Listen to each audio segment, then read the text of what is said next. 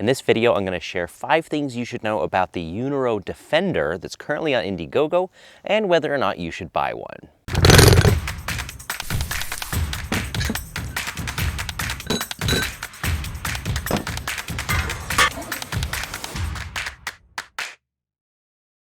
I think one of the most critical things about buying an e-bike of any type on a crowdfunding campaign is knowing if whoever is putting on the campaign, whoever is behind the bike, is a trustworthy source. And in this case, I have one piece of absolutely critical information that I think answers this question one way or the other. And if you don't know what crowdfunding is, there are a couple of popular websites out there. One is called Kickstarter, another is called Indiegogo, where basically people can put up their new idea or project, but maybe they need a little bit of funding up front to get the project going. In other words, you have a great idea, you've got a great product, but maybe you need several $1,000s to actually get things into production. And once you have that, then you can start selling whatever your product is. The downside is that you are often taking a risk as the consumer because they're basically asking for the money up front before they actually put anything into production. But in my opinion, the number one thing is knowing whether or not that person or company that has introduced a new product is trustworthy, and are they actually going to get the product to market. So before we get any further, I just wanted to make it 100% clear that I actually know who is behind the crowdfunding campaign for the Uniro Defender.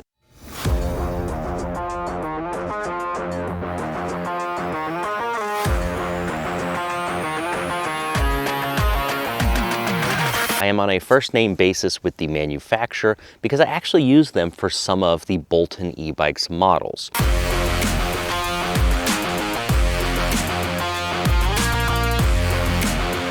I trust them with my money. I've been using them for a few years now, and I don't think you're going to have any problems actually getting a bike from this particular campaign.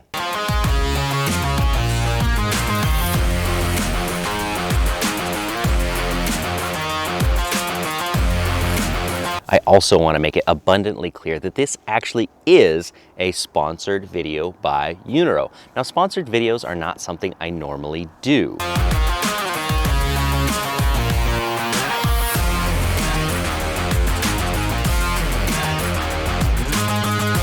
In fact, I probably turn down at least one sponsorship opportunity every single week for my YouTube channel. I don't like paid reviews.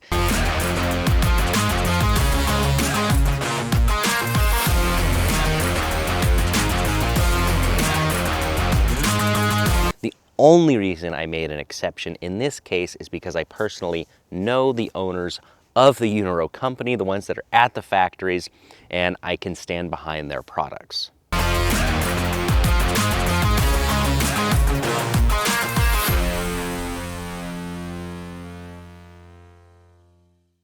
You also need to know that because this is a new crowdfunding campaign, I don't actually have a Defender S or Defender S Pro. Aren't any bikes available. They're all overseas still, and there's not any in the US that I can get my hands on. But I did have the next best thing. This is a bike from Uniro that many of you may recognize, and it has a lot of similarities to this bike on Indiegogo. Is a crowdfunding bike something you should even consider? Well, number one, I already answered the trustworthy factor, and thankfully we know the answer on this one. At least I feel very confident about it. Number two, is the bike a good value? Typically with a crowdfunding campaign, because you're waiting so long to get the bike, there's some sort of special deal or pricing to buy the bike and then wait a longer than usual time to get it. In this case, for the Defender, you're getting basically $800 off of the retail price. But to me, that means absolutely nothing, because what does that even mean? What else is on the market? In my opinion, you should not buy an Indiegogo bike if there is already a bike existing on the market with the same features for a similar price point. So the first thing I did is go look up other all-wheel drive bikes that are on the market currently that have maybe somewhat similar specs and see how their prices and performance compare. There's one from Ariel, which has two 750 watt hub motors. The Ariel isn't an exact match, but it's close. It's not quite as good as some of the specifications. It's around $2,400, whereas you're looking at about $2,000 for the Defender. So in that perspective, then yes, I would say this does look like a good deal. One of the other bikes I compared to was the E-Cells Super Monarch. That is a 1,500 watt e-bike, basically has two 750 watt hub motors, one in the front wheel, one in the rear, and those currently retail for well over $4,000 with dual batteries and all the performance. And if you add up all of the options for the Defender, you come in quite a bit lower than that. Based on what I've seen so far, without seeing the bike in person, yes, it does look like this is a good value. And number three, I already mentioned that this is a crowdfunding campaign going on right now, but the expected delivery time for the bike is not until November. So number three is simply, can you wait? Because if you are looking for something to ride this summer, this bike is not gonna cut it. You're not gonna get it until winter at the very end of this year. So far, I believe we have a trustworthy brand, we have a good value, and if you know you can wait, you've covered 3 things out of 5 of whether or not you should buy something like the Defender S on Indiegogo. And for the last 2 things, I'm just gonna throw that out to the fact that the bike has 2 of everything. It has 2 motors. It has a 750 watt Bafang hub motor in the front and the rear. It comes standard with a single battery, but 2 batteries is an option. The stock battery is actually very similar to the bike I have behind me. There is a 14 amp hour that is integrated into the frame. A 17 amp hour upgrade is an option when you check out. And then there's also an option for a spare battery, which mounts in the triangle, which can be either a 14 amp hour or a 17 amp hour. So the bike can have a capacity as low as a 48 volt, 14 amp hour battery, but you can upgrade it to a maximum of 2 48 volt, 17 amp hour batteries. My recommendation would be that if you actually are going to use the amount of power 2 750 watt motors can put out, you're probably going to want the dual battery setup. Otherwise, you're going to have a very powerful bike that doesn't have the greatest range. It's also a dual suspension bike. Much like this one, it has an RST guide fork on the front. They're going to use a DNM rear shock on the Defender, which is different from the bike that I have. Otherwise, they're very, very similar. Now, this one has a 1,000 watt mid-drive BBSHD motor in the frame in the middle there. And what they've done is basically take a similar frame to this bike, and instead of putting the mid-drive motor there in the middle, they just have 2 side plates, and that's the space they're using to hide the motor controllers. So it's a pretty sleek looking design because you've got a motor front and rear, controllers are tucked inside, you can't even see them. If you go with the single battery, I would say it's fairly stealthy, especially for an e-bike with that much power. Of course, once you put the second battery on there, I think there's no going back. It's very obvious it's an e-bike, which personally doesn't bother me.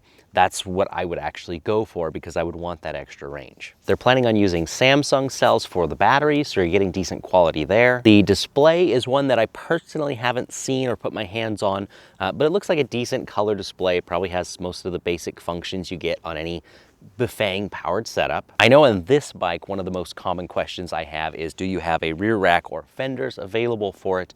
And that is also an option for the Defender S. For the drivetrain, they're using a 9-speed Shimano setup. They're going to have an adjustable stem for more comfort, so you can lift the bars up. That's something I've put on a lot of my bikes, and I think it should just come standard because so many people appreciate a little bit of flexibility on the height of those handlebars. They're using a generic, it says Uniro hydraulic brakes. So I don't know exactly what brand is gonna go on there. They might be the same as what we see on this bike here.